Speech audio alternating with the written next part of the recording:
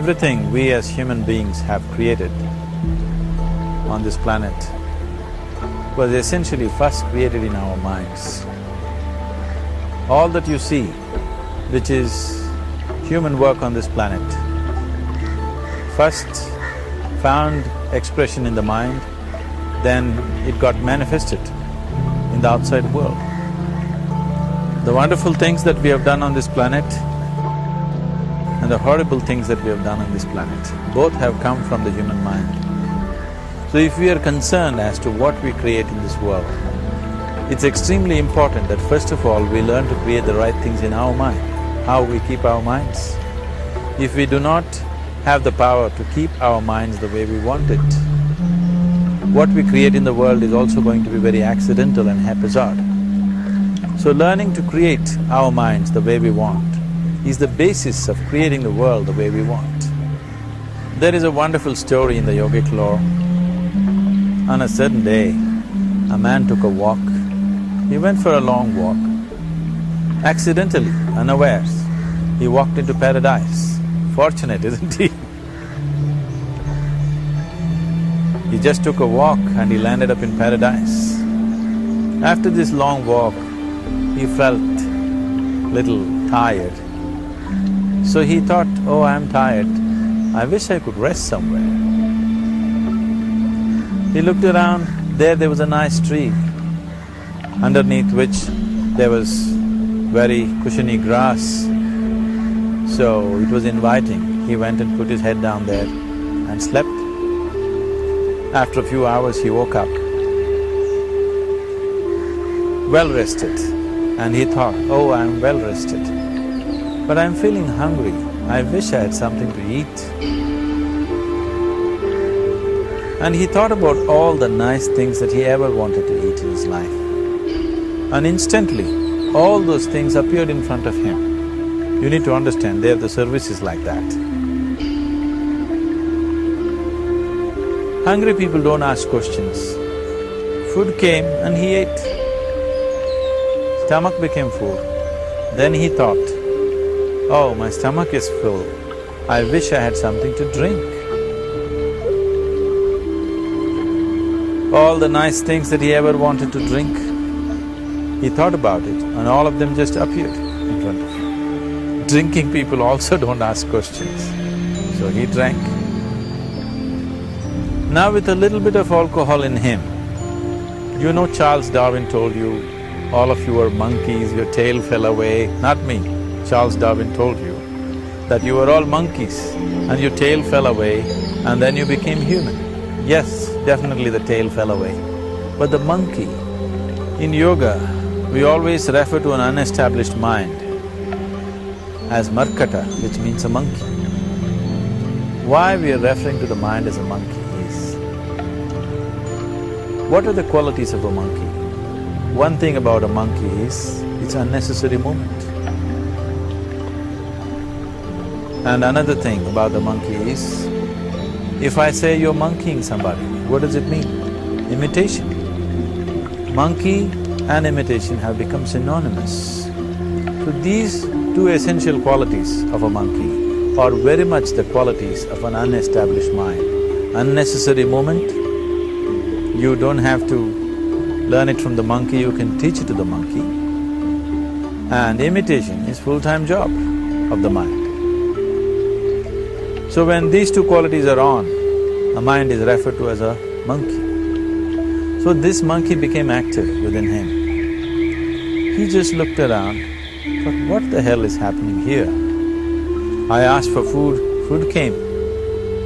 I asked for drink, drink came. There must be ghosts around here, and ghosts came. Oh, the ghosts have come, they're going to surround me and torture me, he thought. Immediately the ghosts surrounded him and started torturing him. Then he started screaming in pain and said, oh, they're going to kill me, and he died. Just now he said he's a fortunate being. The problem is he was sitting under a kalpa vriksha or a wishing tree. He asked for food, food came, he asked for drink, drink came, he asked for ghosts, ghosts came, he asked for torture, torture came, he asked for death, death happened. Now don't go looking for these kalpavrukshas in the forest. You can barely find a tree these days. A well-established mind, a mind which is in a state of samyukti, is referred to as a kalpavriksha. If you organize your mind to a certain level of organization, it in turn organizes the whole system. Your body, your emotion, your energies, everything gets organized in that direction.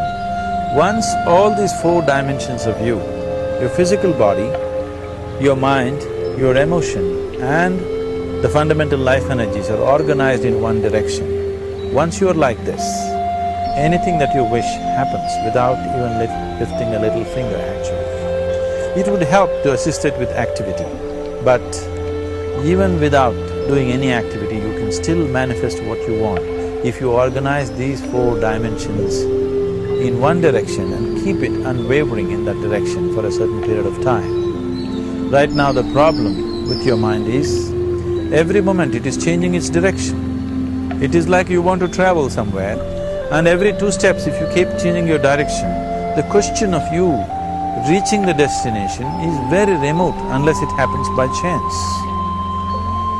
So, organizing our minds and in turn organizing the whole system and these 4 basic dimensions of who you are right now in one direction, if you do this, you are a kalpavruksha yourself. Anything that you wish will happen. But right now, if you look at your lives, everything that you have wished for till now, if it happens, you have finished. Everything and everybody that you have desired for, if all of that lands up in your house today, could you live with that? Once we're empowered like this, it's very important that our physical action, emotional action, mental action and energy actions are controlled and properly directed.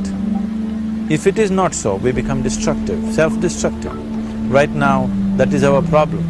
The technology, which is supposed to make our life beautiful and easy, has become the source of all the problem, that we are destroying the very basis of our life, which is the planet.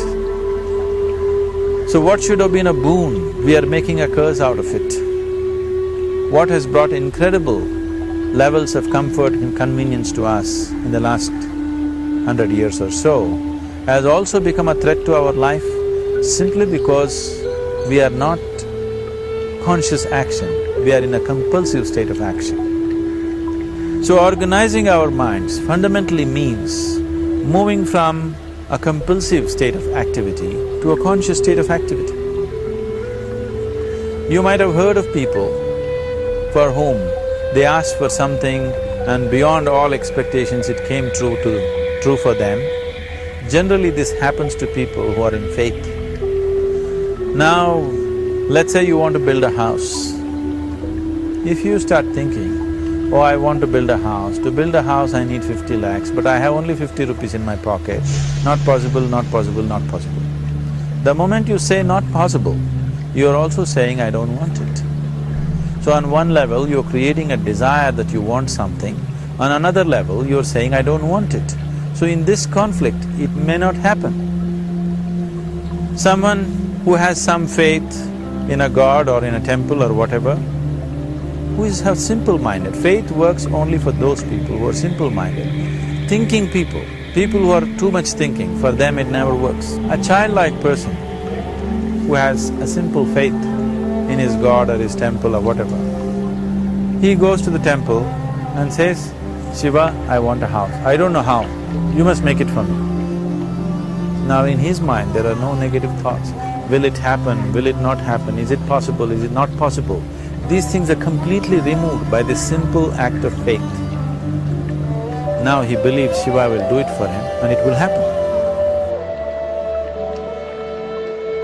So is Shiva going to come and build your house? No, I want you to understand, God will not lift his little finger for you. What you refer to as God is the source of creation.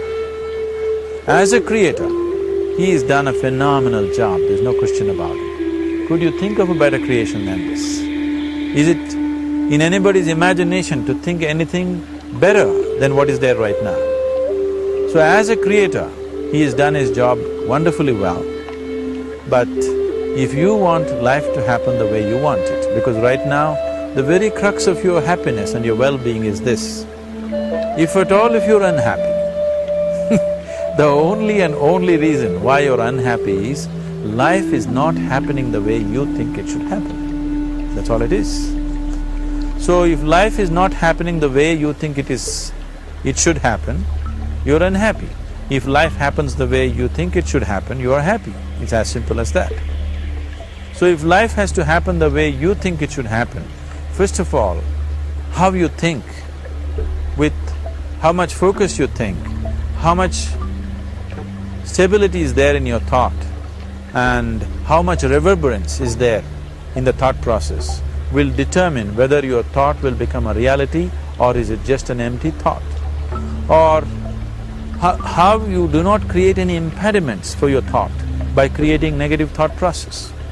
This possible is something possible or not possible, is destroying humanity. What is possible and not possible is not your business, it's nature's business. Your business is just to strive for what you want. Right now you're sitting here,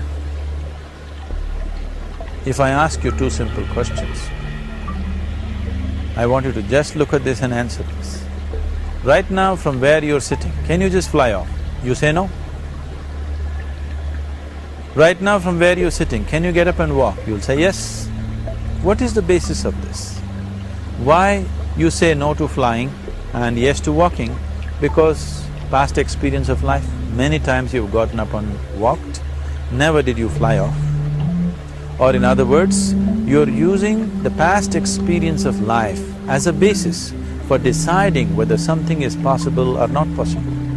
Or in other words, you have decided that what has not happened till now cannot happen in your life in future.